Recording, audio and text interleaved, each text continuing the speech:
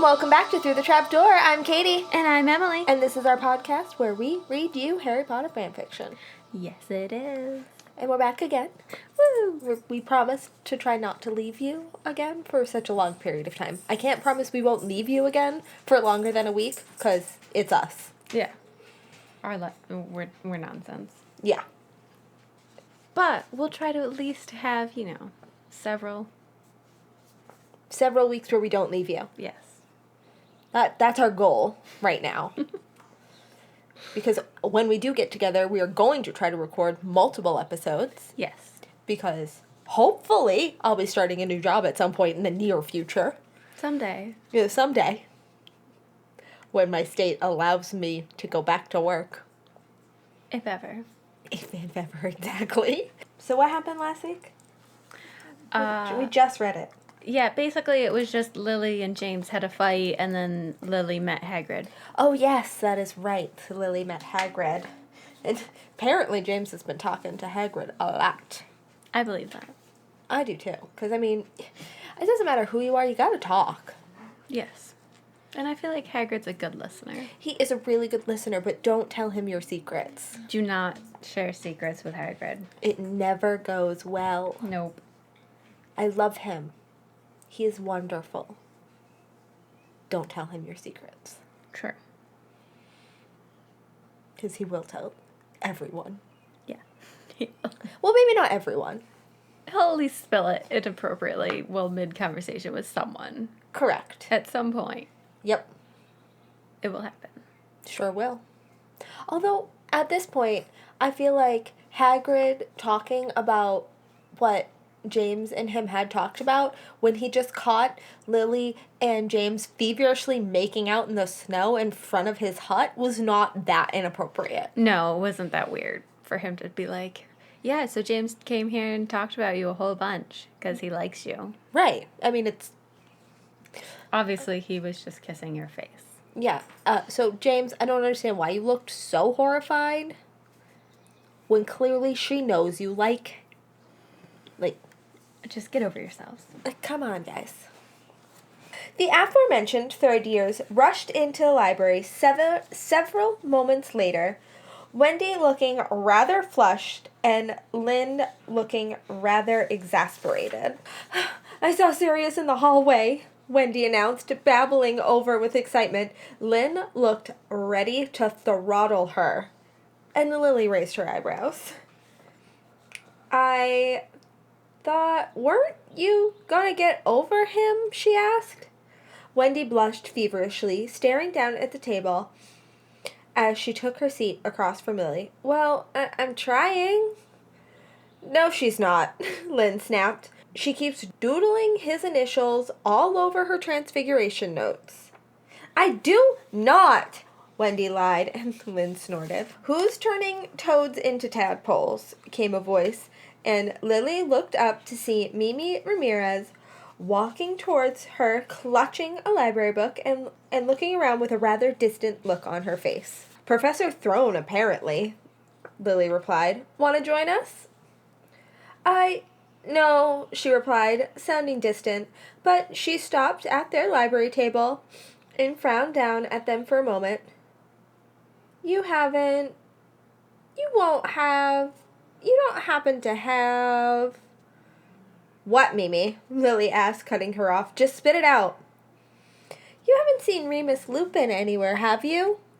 She asked, frowning and scanning the library again. Lily shook her head. No, I saw Sirius in here a while ago, though. Not that that helps. Mimi said, No, not really. Well, thanks anyway, Lily. I'll see you later. She said distantly, and then left, still frowning. Lily watched her retreat, and then with an amused expression on her face. Well then, she said. She certainly is preoccupied with something. Who was that? Wendy asked curiously. That was my friend Mimi. She's a Ravenclaw as well, Lily replied. But I wonder what's up with her. She's normally much more, energetic? I guess she's worried about Remus Lupin, Lynn said, shrugging. He sure does disappear a lot. Does he? Lily asked, blinking. as she really hadn't noticed. Sure, Lynn said, shrugging. He goes away sometimes. Not everyone knows where. There are rumors, though. Loads of people think he's a vampire. We think he goes off to Romania every month to meet his family and feed off of people and... Yes, because once a month a vampire needs to go eat. Just once a month. Just once a month. But Lily clicked her tongue impatiently and frowned at both the girls. That's ridiculous. He hasn't got fangs or anything. And anyway, he's not from Romania. You shouldn't go around spreading rumors about people. Lynn shrugged and both the girls looked rather sheepish. It was just a rumor, she mumbled. Well, never mind that, Lily said decisively. Let's just concentrate on homework, shall we? The third-year girls sighed and began scribbling dutifully away at their essays. Yes, I agree with Sirius, Melody declared several days later, joining Lily in the courtyard during break. Agree with Sirius about what? Lily asked, digging through her bottomless bag for a flagon of hot chocolate she knew she had stored in there somewhere. It was the middle of January, and it was freezing cold after all. What? A flagon of hot chocolate in her bag? How is that not spilled everywhere? Magic? I guess. But also, I would do that. Well, yeah, a flagon, I would worry about it spilling. It's almost like, was it the last story we read where they had to run through the hallways with, like, an open container and refused to seal it with anything? An open goblet. Yeah. But then, like, 8 paragraphs later, we found out it felt like an anti-spill charm on it. Quidditch, Melody said. You don't get nearly excited enough about Quidditch. Lily rolled her eyes. It is only a game, you know, she informed her friend. Only a game? Only a game? Melody demanded. That's like saying Warnsky was only a seeker. That is awful. Lily shook her head at Melody pityingly. Dear, she said, patting her friend on the shoulder, Wronski was only a seeker. Now, if you'll excuse me... She began turning back to her bottomless bag, but Melody shrieked loudly, causing Lily to drop her bag and several people to turn and stare at them. What? Lily demanded, annoyed, stooping to pick up her bag. I cannot believe you just said that, Melody shrieked, looking horrified. Well, I did, Lily informed her calmly, and I'll say it again. Wronski was only a seeker. Melody clapped both her hands over her mouth, looking deeply shocked and offended. James! She shrieked, spotting him across the courtyard. Sirius, come here! Oh, for heaven's sakes, Lily snapped. This is ridiculous. It's only a stupid game, and since when have I been too stupid to understand anything? James shrugged, looking slightly uneasy. It was just a joke, Lily. Just a tease. Lily rolled her eyes. It doesn't matter, she assured him, waving her hand dismissively.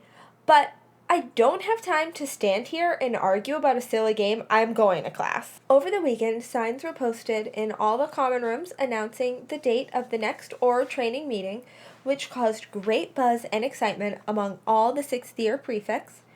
The meeting was set first Wednesday after the Quidditch match, which all the Quidditch players were extremely grateful for, at 9 o'clock in the Great Hall.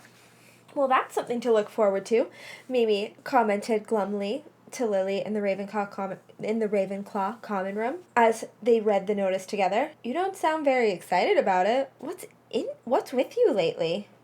Mimi just shrugged. It's nothing, she assured Lily. Look, I'm going to go. Got some things to do. See you later, she said vaguely. Lily watched her as she left, feeling bewildered. Where's she going? Susie asked, coming up behind Lily and Matt, whose socks were playing the March of Carmen. No clue, Lily said, shaking her head. She sure has been acting weird lately, though. I don't know. You don't think... I have no clue. Lily said, shaking her head. She sure has been acting weird lately, though, don't you think? I guess so, Susie said, shrugging. She hasn't been around a whole lot, if that's what you mean.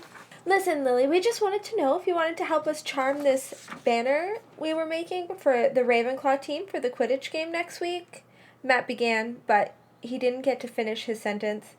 Oh, no, not more Quidditch. What is it with everyone in stupid Quidditch? Lily yelled. Frustrated, Matt blanked.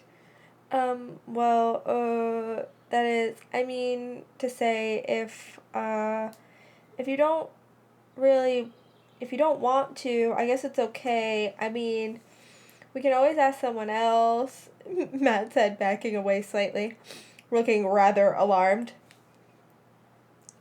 Lily, are you okay? Susie asked, looking genuinely concerned. Yes, no, yeah, yes, I mean, I'm fine. I'm just really sick of hearing about Quidditch. Yesterday, Melody yelled at me because I said Wronski was just a seeker, and oh, please, not you too, Lily cried, groaning at Matt's incredulous look. Well, you can hardly blame her, he said. Oh, for heaven's sake, it is just a game. But it's a really good game, No, it's not. Matt assured her. You should get into it. It's really fun. No, it's not. It's a terrible game. It's awful. With horrible rules. Don't play it. It makes no sense. Yeah, it's really exciting, Susie chipped in, especially when it's your house team, because then you know all the players. And plus, it's live.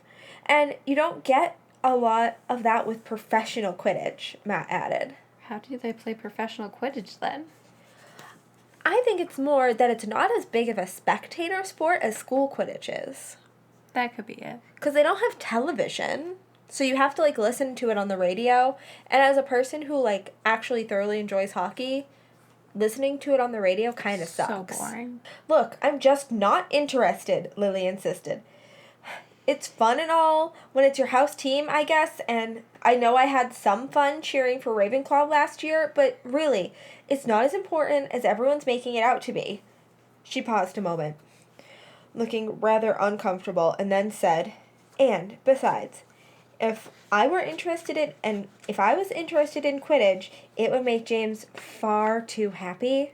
And anything that makes James happy isn't good at all. Susie and Matt exchanged significant looks.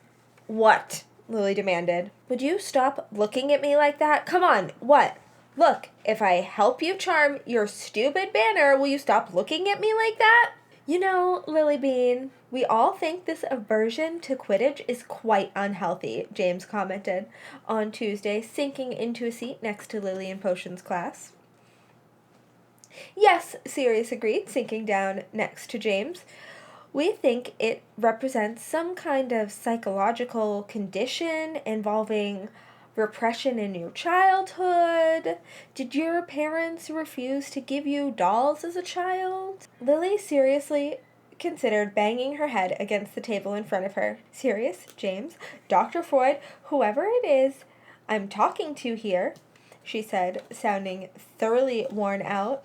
I do not care about Quidditch.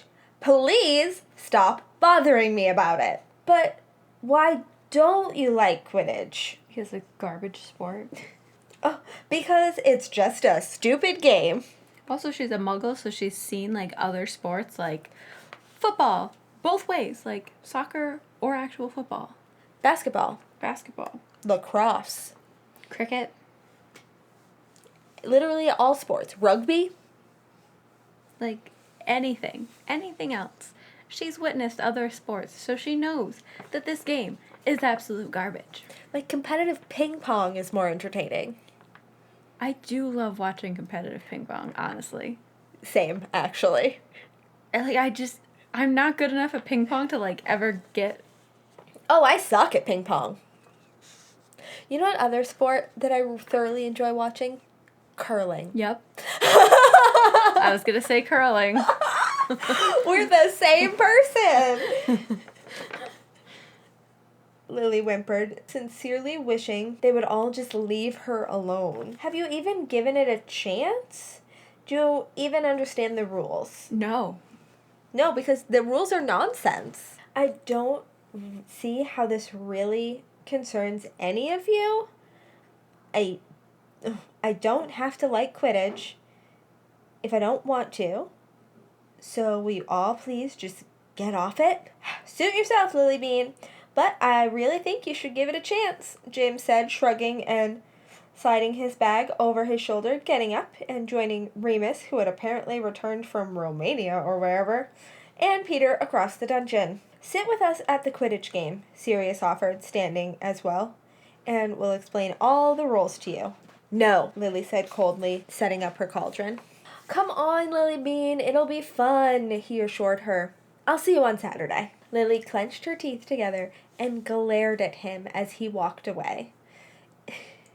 If they weren't going to leave her alone about Quidditch, it was going to be a very long week. Lily, for the life of her, could not understand why she had agreed to sit with James and Sirius during the Quidditch match, and not just Sirius and James, but Remus, and Peter, and Melody, and Mimi, and Matt, and Susie, and half the Ravenclaw and Gryffindor houses in turn. Okay, well, she hadn't promised all of those people specifically, but she knew which section of the stand Sirius and James usually sat in, top and center, where all the boisterous, die-hard fans like to sit, and she wasn't looking forward to it at all. She dreaded the coming Saturday more than she'd dreaded Christmas holidays with Petunia, and that was saying something. Why has she listened to any of them? It didn't have anything to do with James. It really didn't. Not at all. And it was just to get James to shut up about her and Quidditch that she'd agreed to this whole arrangement. Saturday dawned cloudy and bleak, with light flurries of snow in the early morning hours, the sun peeking in ever so often to melt away what little snow had fallen.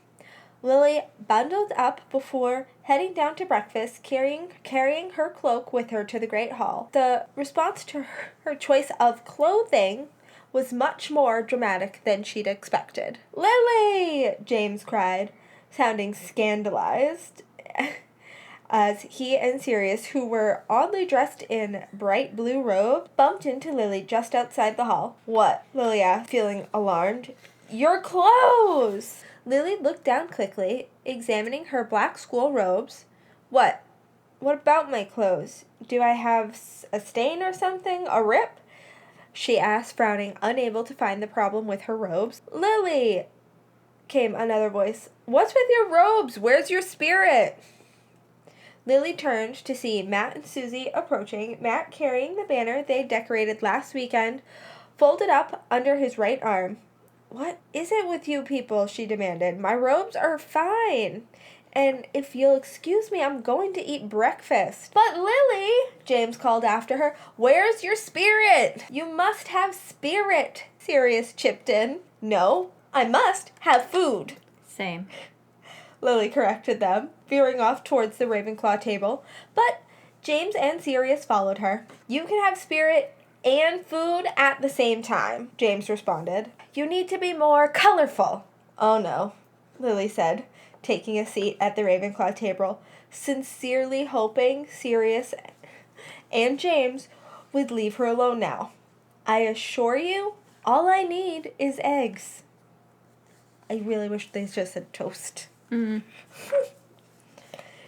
James and Sirius, who didn't seem able to take the hint, sat down on either side of her, and Lily groaned as the Ravenclaw students already at the table gave Sirius and James funny looks and began whispering about them. Sirius ignored this and splendidly began shoveling food onto his plate and then into his mouth with such rapidity that Lily wasn't entirely sure he wasn't eating directly from the bowl, and just pretending to slap food on his plate first so he could eat it with the serving spoon. "You must show your support for your house team," James insisted, snatching a piece of bacon on the plate nearest him and shoving it in his mouth. "Unless, of course, you plan on cheering for Slytherin." Several of of Lily's fellow Ravenclaws gave her dirty looks, and Lily scowled. Of course I'm not cheering for Slytherin, she muttered sourly, scooping scrambled eggs onto her plate. But I don't have to be colorful either. James sighed and shook his head at Lily. Lily, Lily, Lily, he reprimanded. You have so much to learn. Lily sighed, feeling that at this point it was rather useless to remind him that she didn't care if she learned. You should definitely be blue, Sirius interjected amongst all the food shoveling. You should be wearing something blue. Yes, blue, James agreed brightly, taking out his wand and fingering it thoughtfully. Now, what was that wonderful spell that Melody used? No, Lily said firmly, shaking her head. We are not using that spell. It took a whole day for Madame Pomfrey to turn me back to my normal color. James sighed disappointedly. Fine, suit yourself, he said, snatching another piece of bacon. We'll see you in the stands. Come on, Sirius, he directed his friend, and who took a last bite of potatoes. Potatoes. Of course he's eating potatoes. Before standing and following James over to the Gryffindor table, where he promptly sat down and began shoveling food into his mouth once again with such rapidity that one might assume he hadn't eaten for 10 days rather than 10 seconds. The Ravenclaw Quidditch team entered then, silently, and sat down to eat together as usual. Why did they do that? Lily asked of Susie and Matt, who had come to join her. They're keeping focus, Matt replied, biting into a biscuit. They usually talk team strategy in the common room on game days, so they don't waste time on it right before the game and can get really focused in the locker room. Oh, Lily said, rather surprised with herself that she cared. James and Sirius were really starting to rub off on her, and that was bad. Hi, Lily, chirped Mimi, who sat down on Lily's right. Ew, who was eating here? She said, wrinkling her nose. Sirius, Lily replied, between mouthfuls of potatoes, as the plate magically wiped itself clean. Mimi, still looking doubtful, swapped the now clean plate in front of her with the one next to it before she began serving herself food. Fair. I was going to say fair enough. You seem perky, Lily observed. What's been going on? You've been so distracted lately. I've been worried about you. Oh, it was nothing, Melody said dismissively, buttering her biscuit. Don't you worry about it. Lily raised her eyebrows skeptically and didn't press the subject. Will the Quidditch teams please proceed to their locker rooms at this time, said the voice of Madame Hooch across the hall. And the lot of you need to tuck in before the game starts, she added, surveying all the students still eating before turning and swooping out of the hall. The Ravenclaw team rose mutely from their seats and filed silently out of the hall, ignoring the hollers and cheers directed at them from the Ravenclaw fans as they left. Lily didn't feel particularly inclined to holler at them, but after a nudge from Matt, half-heartedly banged her fork against the tabletop before resuming eating. And that's the end of this episode. Woo! And looks like we might have to read a Quidditch game, or at least some of it, next time. Parts of it, I think. Yeah. We'll figure it out. All right. We'll see you guys next week. See you next week. Thank you so much for joining us on our journey through the trap door. Please leave us a review on Facebook or iTunes. It would literally mean the world to us. It really would. You can find us on Facebook and Instagram at Through the Trapdoor 16 or on Twitter at The Trapdoor. And please send us an email at throughthetrapdoor16@gmail.com with any story suggestions. And as always, join us again next Saturday as we travel through the trapdoor.